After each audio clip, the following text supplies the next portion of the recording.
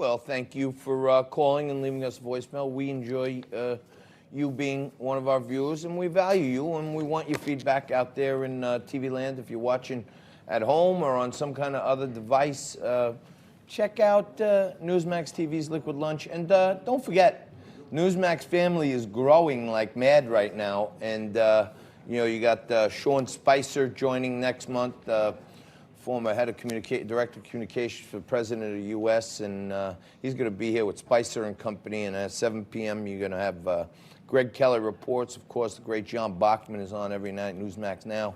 And the lineup continues right after us. Don't go anywhere. Allison Maloney and Bob Sellers bring you all you need to know on National Report.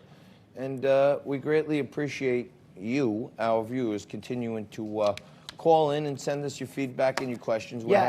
People can text as well at 816-8-Morano. Don McLaughlin, for instance, from Nebraska, texts the following: I like watching your show. It's educational and you tell the truth, and people don't like hearing the truth. That's what's bad about this country. The media destroys this country, and they need to be stopped. I couldn't agree with some of our very astute viewers who are giving us their feedback. And, I started breaking it down a little earlier about, Tom Steyer doesn't know the name of the president of Mexico, then Amy Klobuchar doesn't know, and then some voter somewhere just finds out at the point of sale where they're voting that Pete Buttigieg is in a same-sex marriage and she wants her vote back. And it seems like the cracks in the party are showing. And, John, just for the sake of clarity, what is the name of the president of Mexico? The name is President Obrador. What's his first name? I don't have his first name. All right, okay. He did better than Tom Steyer did. Thank you. Luis Obrador, I don't know. It's I read it so many times this morning, and I heard Pete Buttigieg's pronunciation of it, and I thought the name I was reading and how Buttigieg pronounced it were two different words. I see. Could be. Right. It's confusing, to say the least. But that's why I'm not running for president, That's the reason. I think we're doing one heck of a job making sure that our president stays in focus of his base, and he was doing just that yesterday when he hopped on Air Force One and apparently buzzed the Daytona 500 crowd of 100,000 at 800 feet, which is a little daring, but the crowd seemed to love it. I could just see the guy, like the Air Force pilot in there saying, well, we can't go under 1,000 feet, sir. And he said, come on, take it a little lower. Let's get him going. Let's get him excited. I could just see him talking the guy into taking it a little lower. But then they landed, and he did some beautiful things at Daytona, and that really fired up the base with a full lap around the track and everything at the Daytona 500. Let's have a look. Your United States Air Force Thunderbirds, and to deliver the most famous words in motorsports at the Daytona 500, please welcome this year's Grand Marshal, the 45th President of the United States of America, Donald J. Trump, accompanied by First Lady of the United States, Melania Trump.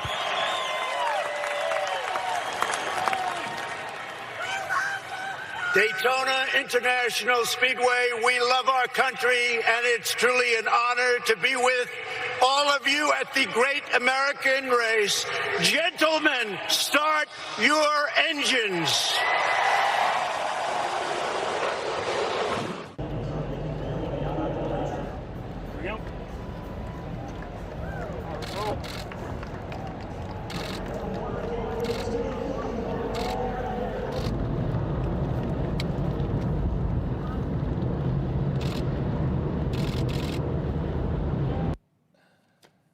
Yeah, man, oh man. You gotta love seeing the beast, as they refer to the president's limousine, as doing what I would call, at this point, a victory lap. After all the stuff they put him through, he's pretty much in the clear right now.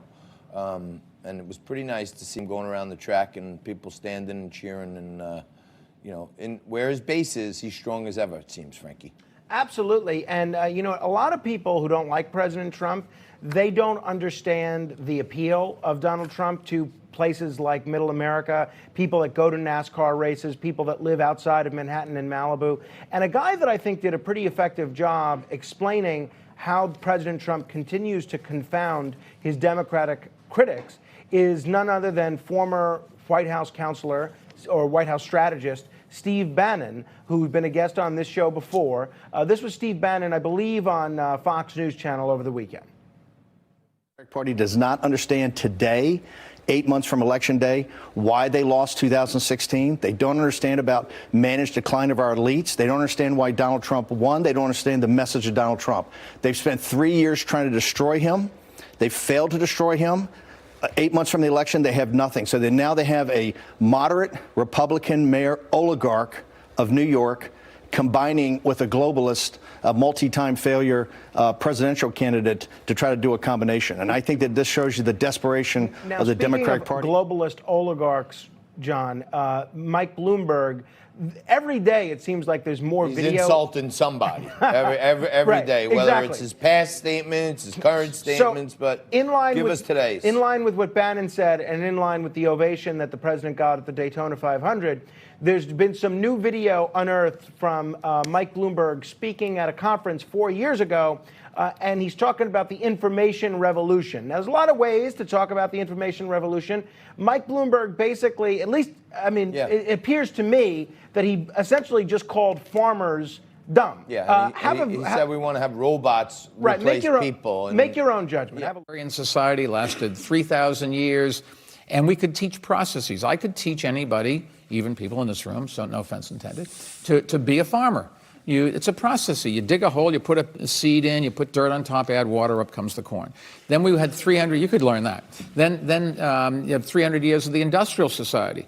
You put the piece of metal on the lathe, you turn the crank in the direction of the arrow, and you can have a job. And we created a lot of jobs. 98% of the world worked in agriculture. Today, it's 2% in the United States. Now comes the information economy. And the information economy is fundamentally different because it's built around replacing people with technology. And the skill sets that you have to learn are how to think and analyze. And that is a whole degree level different. You have to have a different skill set. You have to have a lot more gray matter. So, John, that's not going to help him in places like Nebraska or Iowa or Ohio. How's it going to help him? Not only that. First of all, you're right, Frankie. He basically said, it's easy to be a farmer. Dig a hole, throw in a seed, put the dirt on top, put some water on it, voila. Yeah. You have corn. I don't think it's quite that simple, number one.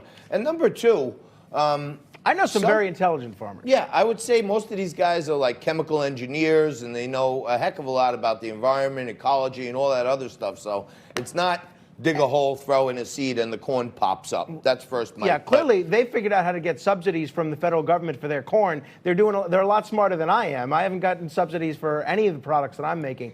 Yeah. By the way, John, a lot of people texting us at 816-8-Morano. One person wrote, John, read the back of the Lysol wipes on your desk. See coronavirus. So that is somebody from Rhode Island. I like this. We'll put viewer feedback right into.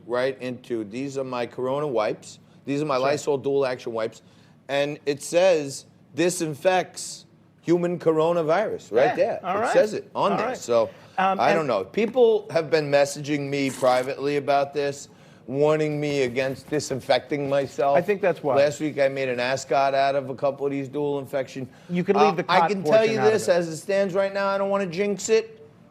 I'm coronavirus free. So all right, knock on wood. Maybe it's this, maybe it's a Corona beer a day helps keep the coronavirus away. John, also. Finally, a lot of people have been writing in and asking, since this is a pseudo-alcohol themed show, what George Washington liked to drink, and have done some research.